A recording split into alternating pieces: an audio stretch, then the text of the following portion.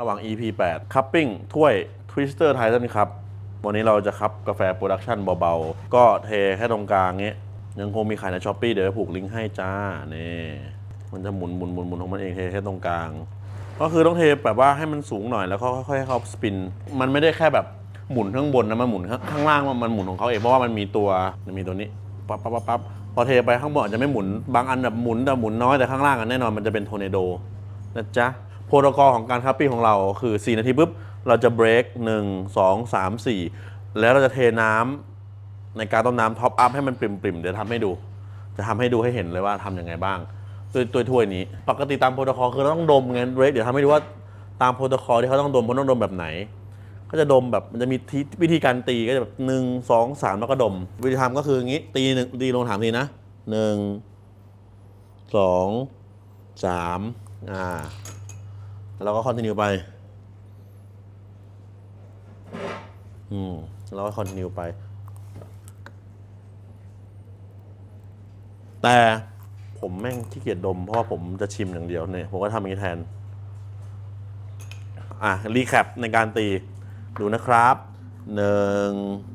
2 3ไม่ใช่แบบว่า1 2ไม่ต้องตี1 2 3ตีอย่างงี้ให้มันเบรกกับพาร์ท1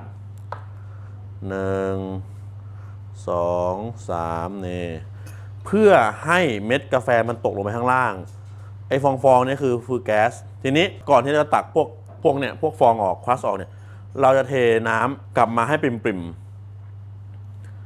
มันเป็นการที่ทำเมคชัวร์ว่ากาแฟทุกแก้วเนี่ยมีอัตราน้ำเท่ากันคือผงกาแฟมันเท่ากันอยู่แล้วแหละ12.8แต่เราต้องการน้ำให้มันเท่ากันเพราะอะไรเพราะจะได้ evaluate ได้อย่างเต็มที่เพราะถ้าเกิดเราบางทีเราไปเห็นคัพปิ้งที่อื่นเนี่ยโอ้หลายที่อยู่นะบางทีแบบน้ำหายไป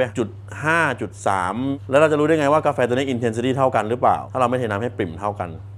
นี่ช้อนเดียวเรียบร้อยเรียนรู้ไว้นะครับเด็กๆช้อน7เฟียวชุบปิดจ็อบนี้มันยังมีแบบว่าไอ้นิดนึงก็เอาตูดช้อนเนี่ยอันนี้เอาตูดเนี่ยแค่ผ่านเข้ามาแล้วไอ้นี่ฟองมันจะติดมาอย่างนี้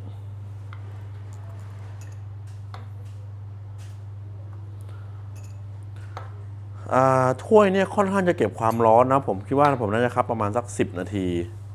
ถึง11 นาทีถ้าคัพตอนนี้น่าจะแบบร้อนไปหน่อยโอเค